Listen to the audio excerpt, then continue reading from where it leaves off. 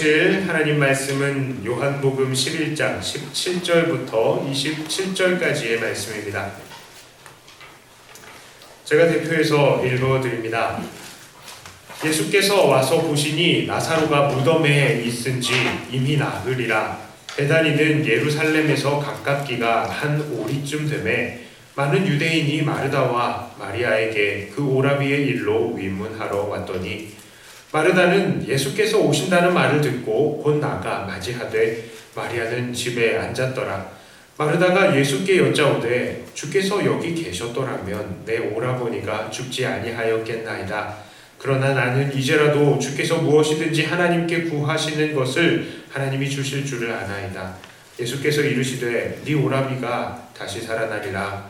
마르다가 이르되 마지막 날 부활 때에는 다시 살아날 줄을 내가 아나이다.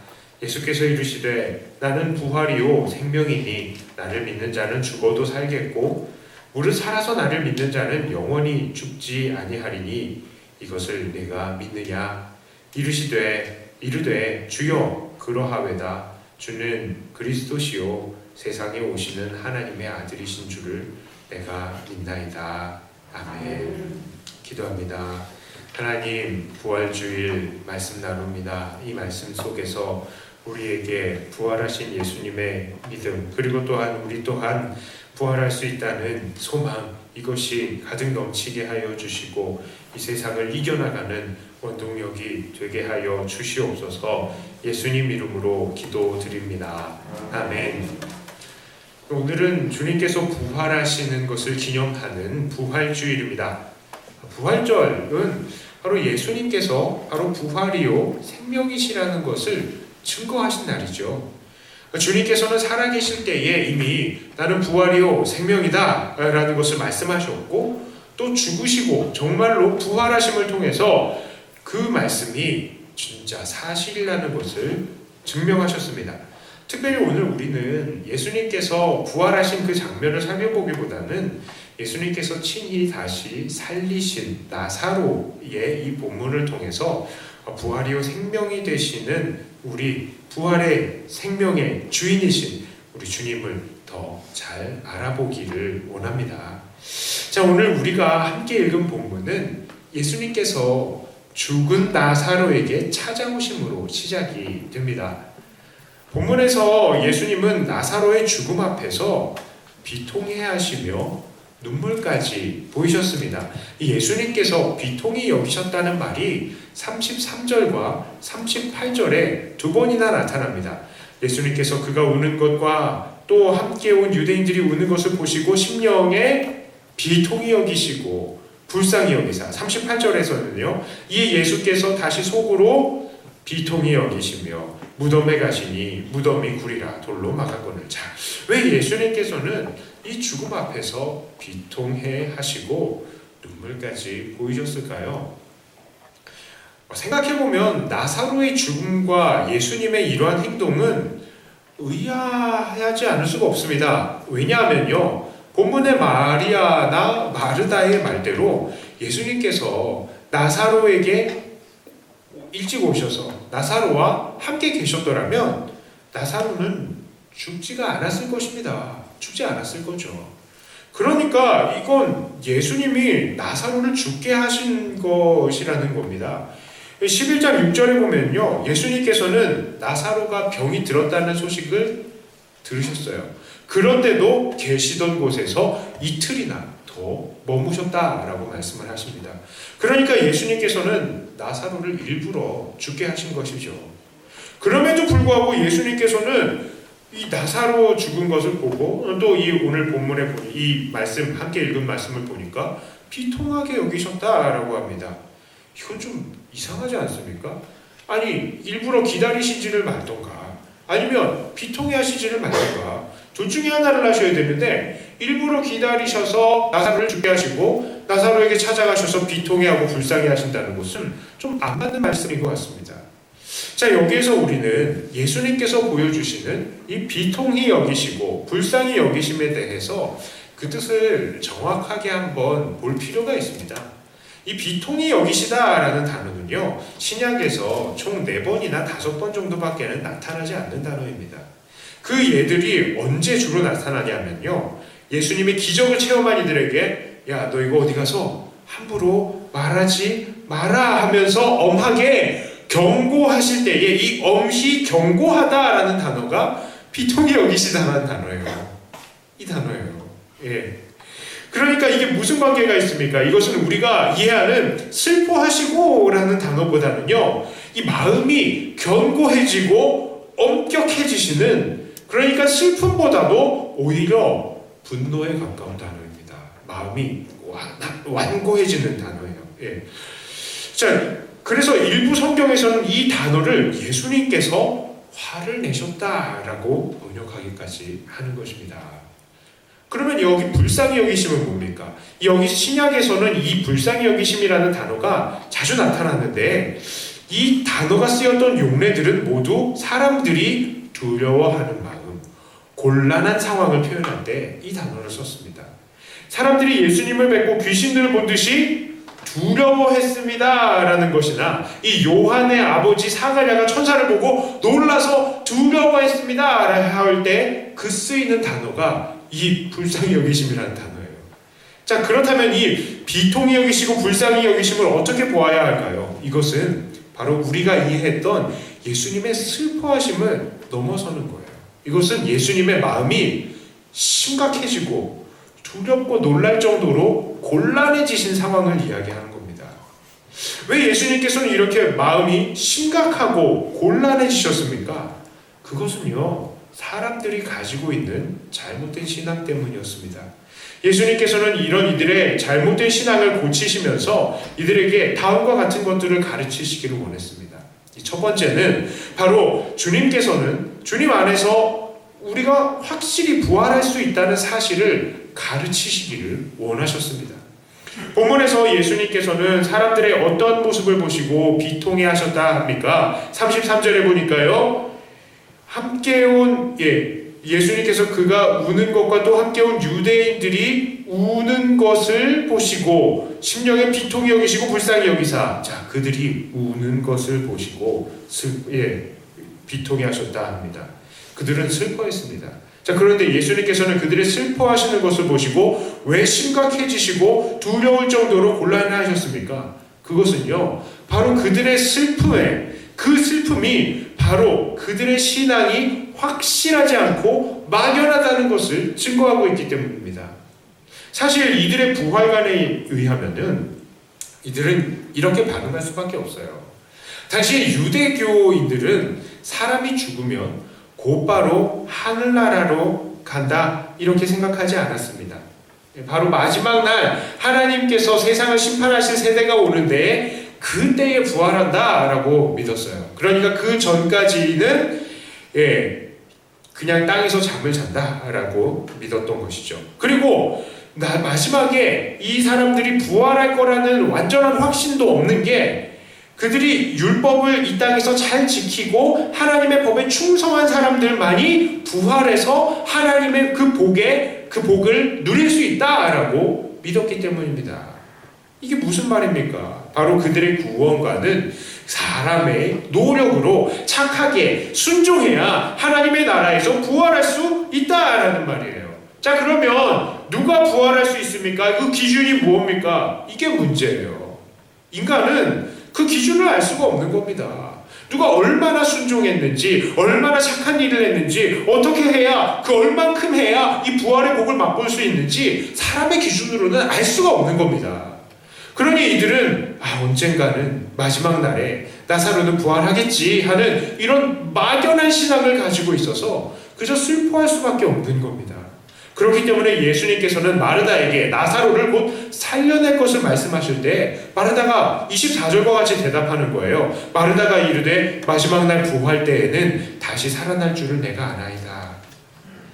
자, 이런 이들의 신앙을 보시고요, 예수님께서는 슬프고 난감하고 당혹스러울 수밖에 없습니다. 이 마리아와 마르다는 어떤 사람들입니까? 마리아는요, 값비싼 향유를 깨가지고 이 주님의 발에 붓고 그 머리털로 닦아주었던 사람입니다. 이들은 예수님의 총애를 받은 사람들입니다. 이들은 예수님께서 가르치셨던 가르치심들을 가까이에서 듣고 가르침을 받은 사람들이에요. 요한복음 11장에 이르기까지 예수님은 줄곧 자신에 관해서 뭐라고 말씀하셨습니까? 내가 그 생명의 떡이다. 내가 생명의 떡이야. 내가 하나님의 아들이야. 내가 오실 메시아야. 이렇게 말씀하셨습니다. 그런데 이 마리아와 마르다는 여기에 대한 가르침을 정확하게 이해하지 못했던 거예요. 이들은 그러한 하나님의 나라가 단순히 그들이 살아있을 때에, 그저 목숨이 붙어있을 때에나 이루어지는 것으로 생각했던 것이죠. 이 메시아를 육체적인 왕으로밖에는 생각을 안 하는 겁니다. 그들은 하나님의 나라가 육체를 벗어난 영의 세계에서 완성이 되어 있다는 사실을 이미 모르고 있었던 겁니다.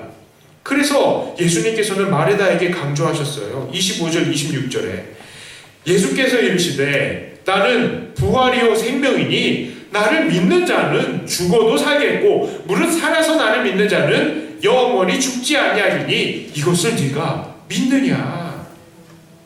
우리가 예수님을 믿을 때에 우리는 확실히 영생을 얻게 됩니다. 유대교인들의 신앙으로는 이 영생과 부활이란 막연한 것일지는 몰라도 예수님은 확실히 말씀하십니다. 나 부활이야. 나 생명이야. 나를 믿는 자는 죽어도 살아. 무릇 살아서 믿는 자들은 영원히 죽지 아니하는 것이야. 이걸 확실하게 믿어라. 이 말씀은요, 당연히 오늘 우리에게도 적용이 됩니다. 오늘 우리가 예수 그리스도를 통해서 받은 구원은 앞으로 정말 우리에게 부활이 있을까 없을까에 대한 막연한 두려운 그런 신앙이 아닙니다. 우리는 예수 그리스도를 믿고 영원한 삶을 얻는 영광의 부활을 하게 되는 것입니다. 이런 확실한 부활을 기대하면서 죽음에 대한 두려움을 이기시는 그런 신앙을 갖는 성도들이 되시기를 축복합니다. 두 번째로 예수님은요, 자신이 생명의 주인이심을 가르치고 싶어 하셨습니다. 예수님께서는 우시면서 비통해 하셨던 이유가 무엇입니까? 이 37절, 38절을 한번 볼게요. 그중 어떤 이는 말하되 맹인의 눈을 뜨게 한 이 사람이 그 사람은 죽지 않게 할 수 없었더냐 하더라. 이에 예수께서 다시 속으로 비통히 여기시며 무덤에 가시니 무덤이 굴이라 돌로 막았거든요. 자, 예수님께서는 어떤 이가 말하는 대로 맹인의 눈을 뜨게 한 이가 이 사람은 죽지 않게 할 수 없었다냐, 이 말에서 비통해 하셨어요. 마음이 화가 날 정도로 격동하셨습니다. 왜요? 이 사람의 말의 의미는 무엇입니까? 세상의 그 어떤 누구도 예수님이다 할지라도 이미 죽은 사람은 어쩔 수 없다라는 그런 의미가 내포되어 있는 겁니다. 하지만 이들은 몰랐죠. 뭘 몰랐습니까? 바로 예수님께서는 죽음과 삶을 모두 마음대로 다루실 수 있다는 사실입니다. 예수님이야말로 생명의 주인이시며 죽은 자도 다시 살릴 수 있다는 사실을 이들은 모르고 있었어요. 그래서 예수님은 비통해 하셨고 이 나사로를 살리셨습니다. 너희들이 할 수 없다고 생각하는 거 내가 할 수 있나 없나 한번 봐라 하면서 살려주신 것입니다. 예수님은요, 생명의 주인이십니다. 누구든지 예수님을 믿으면 생명의 주인이신 예수님을 통해서 영원한 생명을 얻으며 우리는 죽어도 사는 것입니다. 자, 세 번째로 예수님께서 가르치시길 원하시는 것은 진정한 생명은 육체에 있지 않다는 것입니다. 생각해본다면 나사로가 부활한 것은요, 다시 살아난 것은 나사로 자신에게는 별로 큰 도움이 되지 않는 것입니다. 왜냐하면 나사로는 결국 다시 죽었잖아요. 언제 죽었는지는 모르지만 지금 살아있지 않는 걸 보면 죽었죠. 죽은 게 맞습니다. 그렇게 본다면 예수님께서는 나사로를 다시 살리지 않으셔도 나사로에게 나쁠 게 없어요. 나사로에게는 그냥 하나님 앞에 있으면 되니까 그냥 좋잖아요. 그럼에도 불구하고 예수님께서는 나사로를 굳이 부활을 시키셨어요. 왜 그러셨습니까? 다시 25절 26절의 말씀을 보겠습니다. 예수께서 이르시되 나는 부활이요 생명이니 나를 믿는 자는 죽어도 살겠고 무릇 살아서 나를 믿는 자는 영원히 죽지 아니하리니 이것을 네가 믿느냐. 자, 바로 이 사실을 믿게 하기 위해서 바로 예수님은 생명의 주인이시고 예수님을 믿는 자는 죽어도 살겠고 또 살아서 믿는 자는 영원히 죽지 아니하리라는 사실을 믿게 하고 싶으셨기 때문에, 자, 그런데 여기서 좀 걸리는 게 있어요. 무엇이냐? 영원히 죽지 않으리라라는 말입니다. 사람이 영원히 살아야 하면 그 신약시대에 예수님 믿는 사람들 지금도 살아있어야 되는 거 아니에요? 그런데 지금 없잖아요. 그들은 모두 죽었습니다. 그러면 이 예수님의 말씀 틀린 거 아닙니까? 살아서 믿는 자는 영원히 산다면서요. 하지만 이 말이 마냥 틀린 말일 수가 없는 것이, 우리 주님께서 직접 나사로를 일으키시면서 주님께서 이렇게 생명을 주시는 분이심을 증명해 보여주시지 않으셨습니까? 자, 그렇다면 주님께서는 왜 굳이 이렇게 영원히 죽지 않는다라는 말씀을 굳이 하셨을까요? 그 이유는 바로 우리에게 진정한 생명이란 무엇인가를 가르쳐 주시기를 원하시기 때문이에요. 이 생명이란 무엇입니까? 우리의 눈에는요, 눈에 보이는 육체가 죽으면 우리의 존재가 다 죽은 것이고 육체가 생명을 잃어버린 것이다 라고 생각을 하지만, 예수님께서는 우리가 영원히 죽지 않는다라는 말씀을 통해서 우리의 육체가 죽더라도 여전히 우리에게는 속사람이 있고, 그 속사람이 예수님을 믿음으로 여전히 하나님 앞에서 살고 있다라는 것을 말씀하시는 것입니다. 사람의 기준으로 삶과 죽음이라는 것은 사람의 생기를 가지고 돌아다니느냐 그렇지 않느냐라는 것이지만, 하나님의 기준으로 삶과 죽음이라는 것은 이 사람의 영혼이 하나님 앞에서 하나님과 즐겁게 살아가고 있느냐, 아니면 하나님과 원수되어서 지옥에서 고통을 당하고 있느냐, 이 사실인 것입니다. 사람의 기준으로는 사람의 활동 여부가 삶과 죽음을 구분하겠지만, 하나님의 기준으로는 이 사람의 영혼이 생명의 근원이신 하나님과 화평한가 아니면 원수가 되어 있는가에 달려 있습니다. 그런데 오늘 예수님께서는 말씀하십니다. 나를 믿으면 이 생명의 하나님과 화평하며 곧 그 영혼이 영원한 생명을 얻게 되는 것이다. 그 속사람이 하나님 앞에 서게 되는 것이다 라는 거예요. 그래서 주님은 나사로를 부활시키신 것입니다.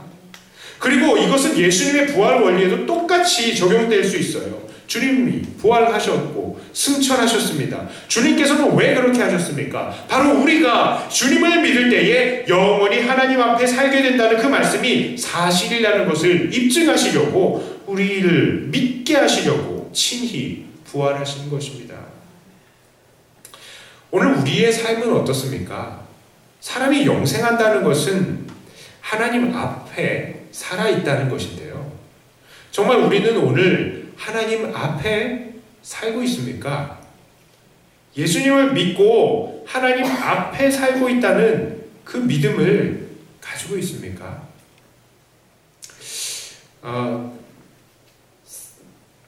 사람이 죽으면 슬프죠. 저도 개인적으로 요 며칠 상간으로 같이 사역을 했던 전도사님들 두 분이 소천을 하셨어요.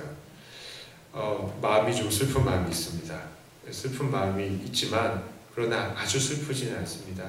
왜냐하면 그 영혼들이 지금 하나님 앞에 계시기 때문입니다. 저도 지금 하나님 앞에 있기 때문에 슬프지 않습니다. 육체가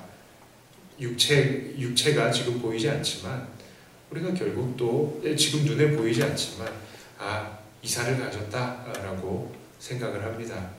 여러분, 그런 믿음입니다. 우리가 하나님 앞에 살고 있어야 되는 것이죠. 이렇게 하나님 앞에 살게 하시는 분이 누구십니까? 바로 예수님이십니다. 우리가 항상 하나님 앞에 살아있다는 믿음을 가질 때 우리는 진정으로 우리의 영생을 누리게 되는 것입니다. 하지만 이런 믿음이 없을 때에 우리는 너무 자주 시험에 들게 될 것입니다. 유혹이 올 때마다 넘어지고, 너무 시련이 올 때마다 좌절하게 되는 겁니다. 하나님 앞에 서 있지 않으니까 화가 날 때도 참지를 못하는 거예요. 우리의 신앙은 하나님을 언젠가는 만나겠지 하는 그런 신앙이 아니라, 지금 우리가 예수 그리스도를 통해서 하나님 앞에서 하나님을 만나 뵙고 있다. 그러니까 오늘 하나님 앞에 살아있는 오늘의 영생의 신앙인이 되어야 하는 것입니다. 우리 주님께서 그것을 가르치시는 거예요. 그래서 우리는 영원히 지금 믿고 영원히 죽지 않는 것입니다. 자, 이제 말씀을 정리해 봅니다. 예수님께서는 마르다와 마리아 그리고 사람들에게 가졌던 믿음을 보시고 마음속에서부터 엄격해지시고 두려울 정도로 곤란해하셨습니다.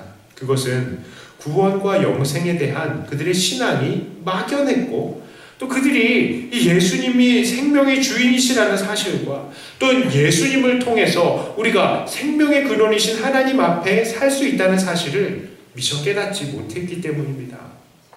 혹시 예수님께서 오늘날 우리의 신앙을 보시고는 어떠한 마음을 가지실까요? 기뻐하시고 즐거워하실까요? 아니면 엄격한 마음으로 곤란해 하실까요? 다시 한번 우리의 신앙을 가다듬기를 바랍니다. 우리는 예수님을 믿는 순간 하나님 앞에서 영원히 살기 시작할 것입니다. 또한 이것이 확실하니 마음이 흔들릴 필요가 없다는 것입니다. 우리는 정말 이러한 구원의 확신이 있습니까? 아니면 나중에 죽어서 하나님 앞에서 서면 좋고 아니면 말고 하는 막연한 신앙을 가지고 있는 건 아닌가요? 그건 신앙이 아닙니다. 우리가 예수님을 믿는 순간 하나님 앞에 영원히 살아있으며 예수 그리스도를 통해서 확실히 영생을 얻을 수 있는 것입니다. 이것이 얼마나 중요하고 명확한지 예수님은 죽은 사람을 굳이 살려가시면서까지 이 사실을 증거하셨습니다. 이 사실이 얼마나 중요한지 주님은 친히 죽으시고 부활하시면서까지 이 모든 주님의 말씀이 사실이라는 것을 증거하셨습니다. 그러니 오늘 본문을 통해서 다시 한번 우리가 받은 구원과 영원한 삶을 생각하시면서 확신 가운데 거하며 하나님 앞에서 영원한 즐거움을 누리시는 예수님에게 기쁨을 누리시는 그 생활 들으시는 우리 성도님들, 사랑하는 백도교회 성도님들이 다 되시기를 주님의 이름으로 축복합니다. 기도합니다. 하나님 아버지, 우리 주님께서 친히 죽으시고 부활하심을 통해서 그리고 죽은 나사로를 다시 살리시는 것을 통해서 우리에게 이 주님의 그 진리를 가르쳐 주셔서 감사합니다.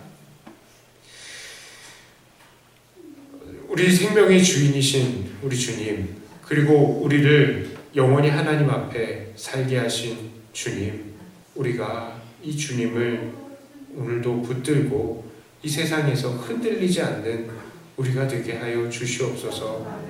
날마다 이 세상은 험하고 점점 더 썩어져 가고 우리를 핍박하고 우리를 넘어뜨리려 하지만 우리가 오늘도 하나님 앞에 영원히 살고 있음을 통하여서 또한 부활의 나중에 우리 부활의 주님을 얼굴과 얼굴을 맞대고 만날 것을 소망하면서 우리가 오늘도 이겨낼 수 있게 하여 주시고 이 소망 가지고 이 세상을 넉넉히 이기는 우리들이 되게 해 주시옵소서. 감사드리며 우리 주 예수님 이름으로 간절히 기도드리옵나이다. 아멘.